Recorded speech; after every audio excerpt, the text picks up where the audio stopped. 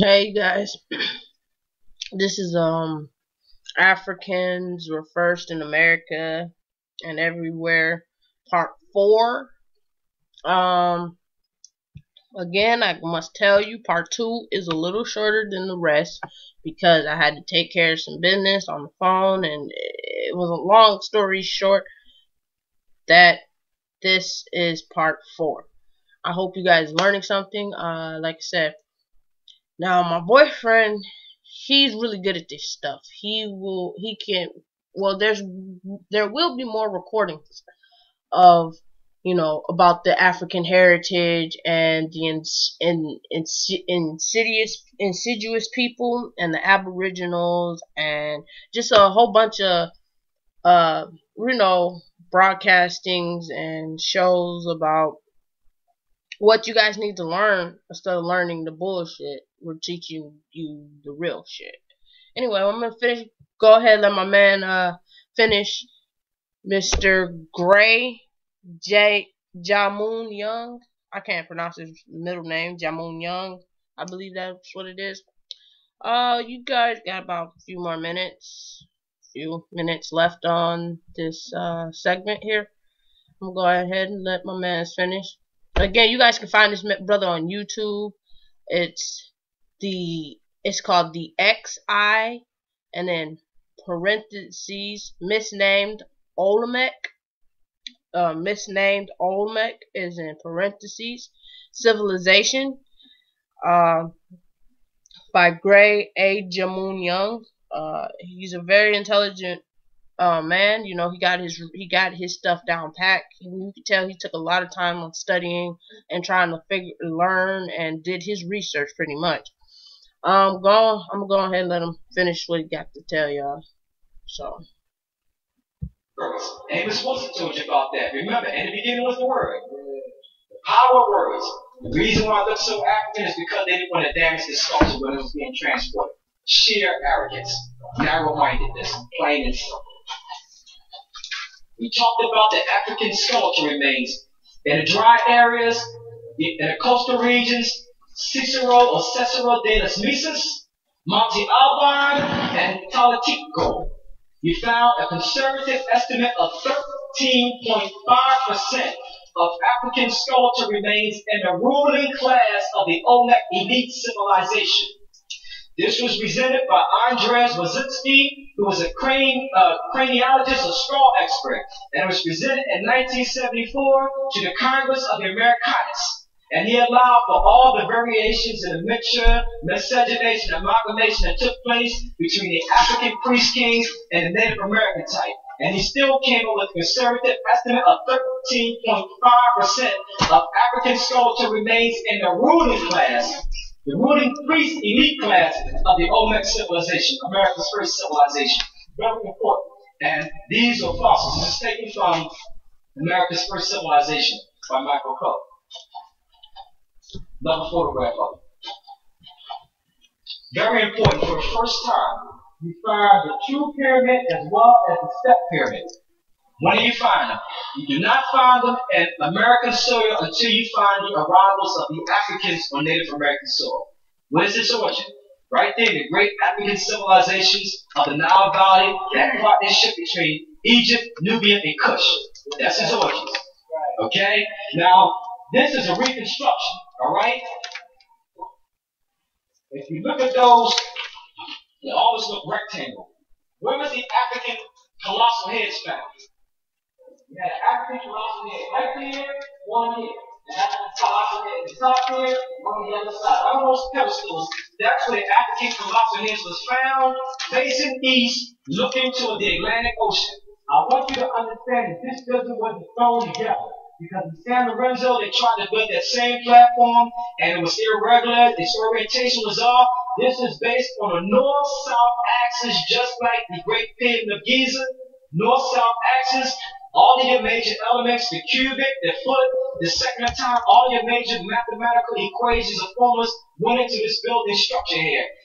They had sophisticated engineering. They had to allow for a drainage system. Remember? This is built on debris and sand, so they had to allow to make sure that it would not sink. proper drainage. They had an artisan class. They had an elite class of artisans, of craftsmen, of farmers, of private ceremonies, of towns, etc. This here is just a diagram to show you how that ceremonial platform was being designed, how it was being constructed. And you see, once again, the true pyramid as well as the step pyramid, the first of its kind on American soil when you find the arrival of the African priest king. This is the canal, the drainage system. This is said to be about 30 tons of basalt rock. It's said to be roughly about 260 feet that was dug out. This was a drain. Remember, we talked about drainage to allow for proper drainage. All right? And that's a drainage system there. And this was sophisticated engineers that went into constructing this. Today, this is what that pyramid looks like. Back then, it was probably much better, but due to the elements of the weather, this is what that pyramid looked like now. This is the first pyramid right here in America. Now, this is your origin. This is step pyramid. Step pyramid, built by the multi-genius and true father of medicine, the black genius, Imhotep, the African genius, the true father of medicine, the man who gave us the saying, eat, drink, and be merry, for tomorrow we shall die. You had the same man who came from a family line, a tree of 25 architects. According to William Isley, he was the first physician to stand out clearly from the mist of antiquity, quote unquote. The true father of medicine, the world's first multi-genius that we have any knowledge of. A physician, an architect, an astronomer, a chief lecturer and priest, a philosopher. Here's the same man that the Greeks worship as a god of medicine. When physicians take their oath before they practice their profession, it is a virtuous tribute to this African genius Imhotep, whose name means he who comes in peace. That's the African pharaoh Zoser. There are pyramids, the pyramid of Giza. I want you to understand, you've heard it many times from Dr. Ivan Van Serden, this is extraordinary. This is 481 feet high. It is half the size of the Empire State Building, but as he said, Dr. Van Serden, it takes up 13 and a half blocks of Manhattan in New York. Imagine a skyscraper taking up 13 and a half blocks of Manhattan. If he was to cut it in 1 foot cubes, it would encircle 2/3 of the belly of this planet. You can go underground in that pyramid in the middle of Giza. It is 10 stories beneath the earth. 10 stories. African genius at its finest.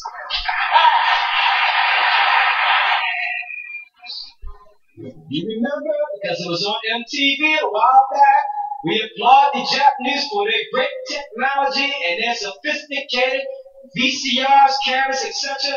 They went over there, they tried to build the pyramids, couldn't do it. They came with the Hollywood version, as you heard, the hee-haw, came with their hydraulic hammers and jackhammers and pavement breakers, couldn't do it, could not do it. And they said the more problems and the more problems that they ran to in trying to construct that great pyramid, the more respect they regained for the ancient Egyptians. This is what they said. You will see them on the video. They look puzzled. Just standing there, pouring down with sweat. The stones crack. They sink in the mud, and they just sit there. And you can see them with the Hollywood hee-haw. Finally, the Egyptian government said, look, you're going to pack this stuff and go home. You're making fools of yourself. Couldn't do it. Couldn't do it. Could not do it. That's a landscape of it. And who was it built for? The African genius Khufu. Now I'm showing you the origins of why these are the first pyramids that didn't begin to have that same influence in America. This is very important. I want to break this down, especially for the children. Very important. This is from Archaeology magazine. I'm going to break this down. This is very important. It is said to be the greatest ruler in history. It says they are the foundation of all modern measurements. They were used to build the ancient Egyptian pyramids, Sphinx, and the Valley of the Kings. They made this ruler in honor of the African statesman Amenhotep, who lived around 1300 BC, which corresponds to the 18th dynasty of the ancient Egyptians. And you can look through the whole line of the 18th dynasty. the Amos, the Thutmoses, the Amenhoteps, etc.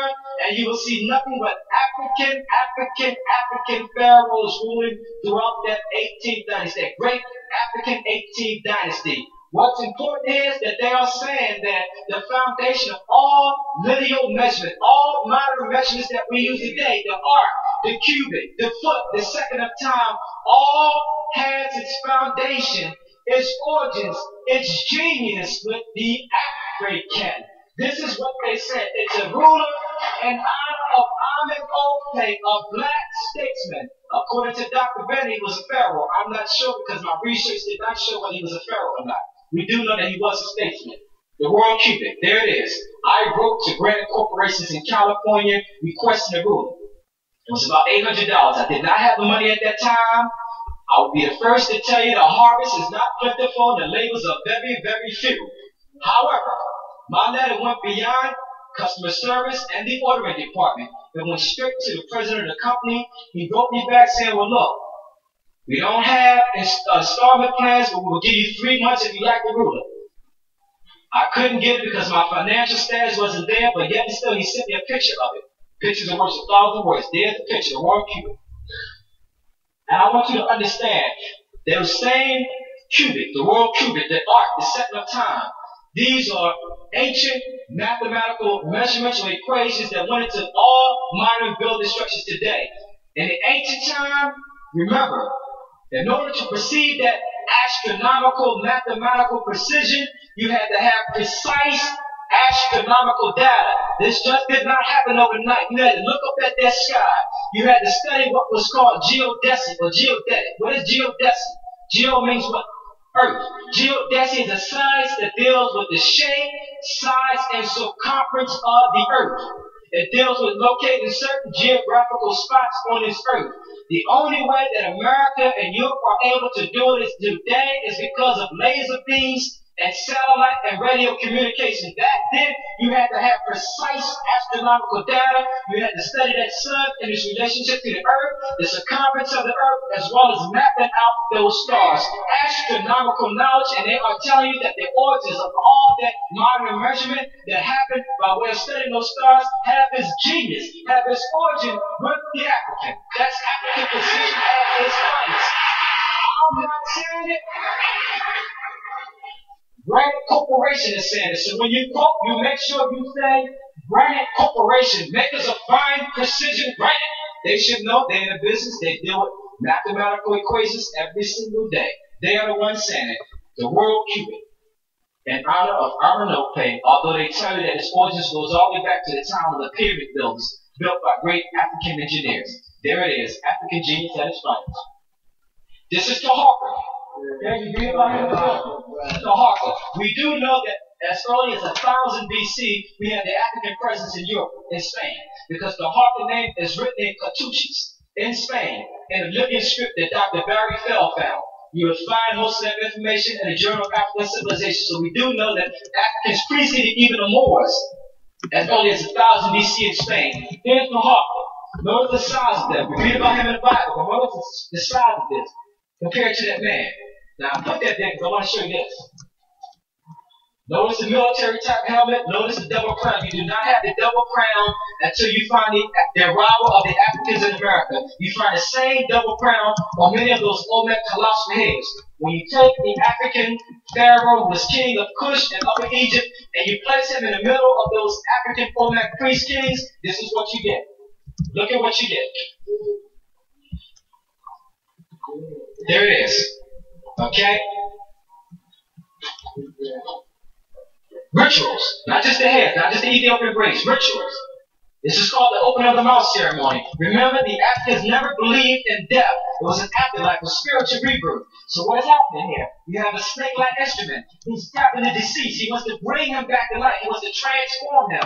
He wants him to breathe that new breath of life. Those of you who have that asthma or emphysema, you know you grasping for that breath. You need that breath. It is what? A sign of relief. It is new life. In the Catholic Church, and that what? The body and blood of Christ. Once you take that symbolically, you utter the words amen, that new breath. And a baby's first born, you smack him on his behind, he does what? He cries. He's uttered that new breath. You know, in most African American funerals now, it is not called funerals, it's called what? A homegoing service. Transformation to the crossroads to another.